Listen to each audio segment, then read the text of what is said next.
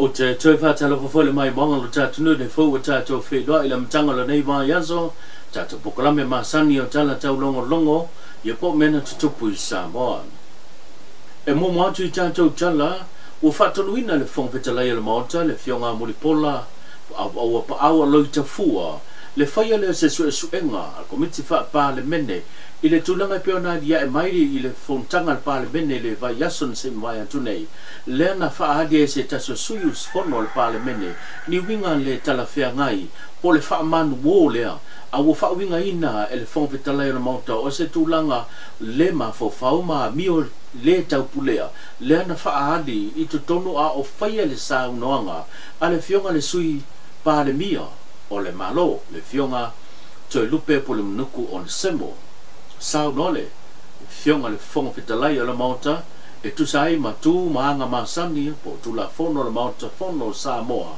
e ao i suyus fono uma le mauta fa pa le mene ona yaila mio tau pulea a wa o lo fatino nei fono tanga a o lo mai mo sila mata po i mai Samoa i tulu inga fia o le nei atu o se tulanga na mai tawina e pe ona maua i lunga o fisonga ta inga po penga ta whailangi le sa wha salalawina ma pu e ina ili futawa fianga le parlemene le wha man wo ai le se ta se sui o le mau ta whono le parlemene ma o ni winga o lo whaali e se le ma fo fau ma le mingao a o whaia se sa unwanga a se ta se sui o se whono o le mau ta whono Samoa mo wha solo la le ta unmanga mo le sa i ringa a whaia e wha maonia e ono whaia iai se whai unga ale mauta fono le pa mene inisio tatou tala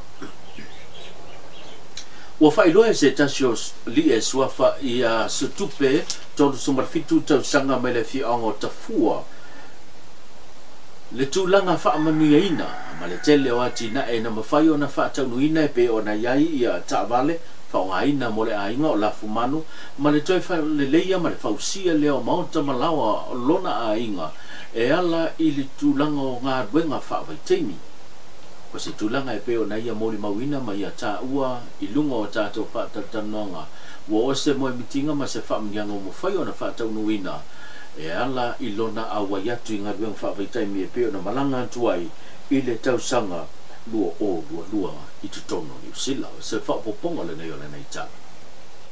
Ia o le tausanga te nei, fua i loe whaatausi ta awale lau pāse se a wale atina i no le aingo le ngata le tupe maua ia au fuafuanga o tono le ainga i mea whai na amata mai lava i le luafe luasfuma tolu whaatau le manu e tas ia amata matai ia maua le se eleni whaatau le si man ia taimi nei o laua whaman ele mutai i maua lava le se eleni whaatau ia taimi nei o loo lo ia isi o to fine ma se on to lo tausia ni atina o le fale tuai a la wo to so ia la ile ngaluenga la wo fatino te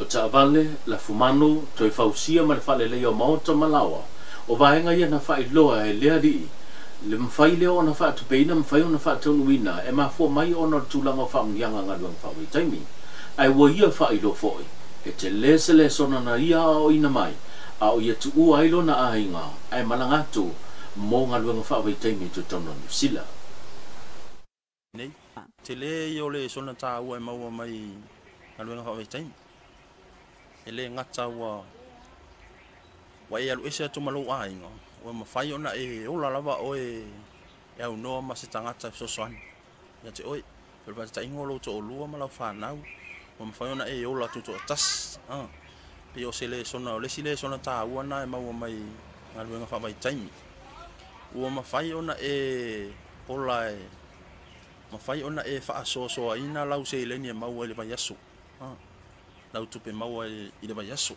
e le ngata fo i lea ua mawhai ona e tatala lo mawhau e te titilo e ala i mea tau atinai e le ngata i lo walo te ngā lue maua mele tupe ai te titilo mo le atinai wai umatu ngā luenga whawaitai o saule matua ia ai e nau ta inga te oe tamu whai sa wati na e wa tau singa lo ai pio lesi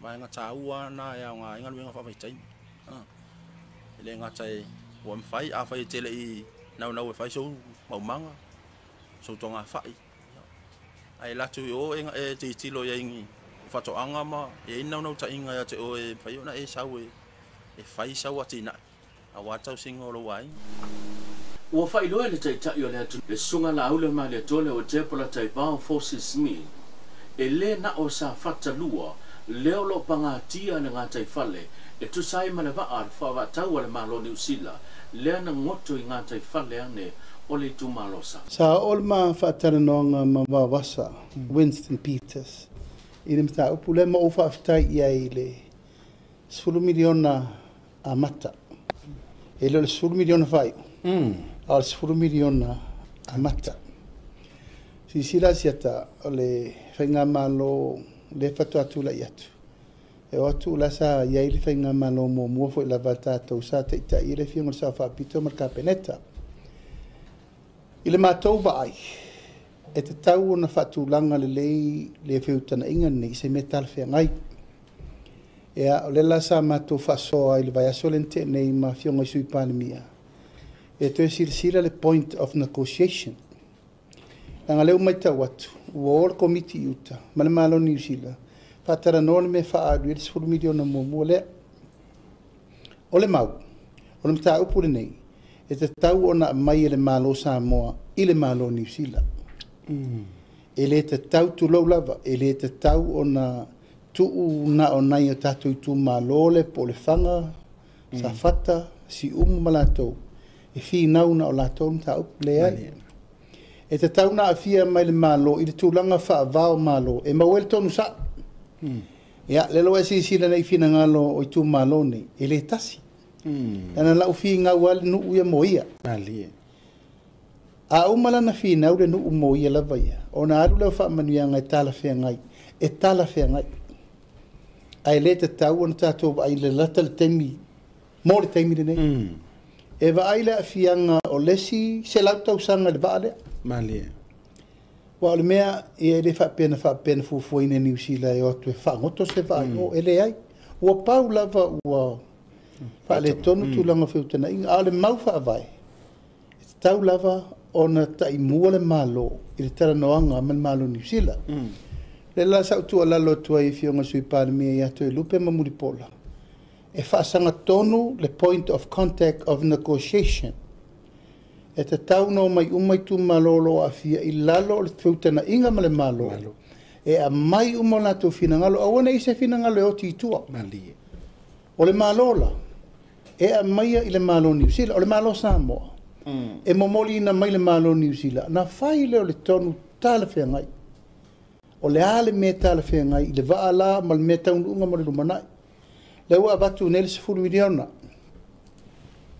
O le mātou mau I tūla I mai le tātou whainga malo fau. O le 10 miliona lea, e tau na halu uma mua I nu uma fionga o le na fia. Ma o tūlanga le nai te tau na iai, le fa uma tō whiutanga I ma fionga sui panemia, a batu la tua lalo, tō tilo e tau na wa ai mua tangata. I le taimine nei, po le atu le whanga, le atu sa whata, si ma sila o mele e le a fia na o sa fata e alu au pe au e fa solo ngadu le sami e tafi ma e o I sa vai mele il taimi muti e te taula na tato ai le long term impact environmental impact effectiveness o le mele no winga tau na mau tu lai tu tino le malo le ofisa si manga a tau te maia le li poti mau tutu I le kapeneta. E va aila po le ale la sanga mamau. Lona lua. O le arpo I puinga o le tatou sisio manga. Mantua foi le tau mai le mata whanga na I le samilo loto. E lalo le va inga le malo e pui e la le sisio manga. I le ngata ina pui tangata, ma le afianga o le lato soi fu e tau mafa masani. A pui foi. Le awala tu e fai eile. Le tūlanga le fianga le I le ngoto I le va. E 4 miliona tane o amu ina nguti. La le umi e toi redevelop, pa si o manga I le mesa ye momo. Melana, e te tau ona matua I mai o hio le whainga. Ma le tūlanga e te tau ona tala no ai I taui whaau au. Ma le au wala e tala whea ngai mo le malo New Zealand. Ia. Leo whaasoro whaafitai wa ma watu le sifuru miliona. Alo te rita nunga, e le tauna ngata I negotiation. Ia. Tauna hao le leima nongi o fina ngalo pure mamaru ali. Infai pure langa au tau sa ngal mele la ai. O la wala fai, o la fo ufa longo manao isi e. E bese le va. Ai.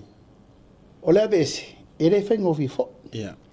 Anga le taimi ta tipi mai mei, it's adding on. Le nā tonua. A toso e se fo, it's adding on to the damage. Ka te le lava. Te le. Mai te le e tu le tupe whaaru. Ei. Ai tato vai fo, I le te leo le afianga mo le si se lau tau sanga. So ina la tauna fua I le whaatatau. I le assessment, I le impact assessment al siusio manga. Ona whaila lor tonu mautu. Ai whaatai lau avatu sul miliona. Ai lo lava tali te nunga whaatai te ele malo. Tauna ia isi whai unga siri atu. Ia. Ia lor te mini. Ma o se vai ngai ono e tauna whaau au pia. E te O le matanga le nei ba yaso le ua mata whanga solo ai ia Pokalambe mo le sailinga lea o se la le lei o le atunu. E pe ona silfia ma sani tau sanga te tasi le masino o se tema le Pokalambe o le tewila e tawa lunga ina ai ia Pokalambe o le tewila o le sailinga lea o se la le lei o Samoa. Pe te iane ono le whaafu se ia o le whainga palota e pe ona whainga ilo ta atutunu le masino o kusto lena le mawhai ona whaatau nuina le tewila a o le watu ina mai e pei ona iai le amatanga le nei ba yaso ma le nei ba yaso antoa o le la fa solo ai ia taulumanga e Pokalambe e sa ilia ai se la le lei o Samoa e tawalunga le Pokalambe e pei ona masania I tausanga te tasi mo le sa ilinga leo se la le lei o le atunu le wa fa mautu mai tama I tai o le atau ba e sa ilia ai se la le lei o Samoa o ila taulane. Miss Samoa USA, Amaryllis Savannah Moana Manuma. Miss Illy's Clothing Boutique, Blessing Jane Langaali Schuster. Miss Paradise Finance, Feangai Mali'i Soti Mapu. Miss Falea Lily District, Julia Liulangi Leuta. Miss Samoa Queensland, Larona Janelle Tivoli. Miss Mapumaya, Marusiana Olivia Kelsey Sititi. Miss Oriana Siva Academy, Painu Ulasi Barge Leao Pepe. Miss Samoa New Zealand, Paulina Aveese Tapuai Soti. Miss Samoa New South Wales, Priscilla Tato. Miss Julie's Biscuits, Siainil Fido. Miss Lavash Couture, Sina Molin Fatahu. Miss Vaisala Hotel, Tiare Sylvia Vaai. Join me in celebrating our wonderful Tamaitai in their journey to the crown.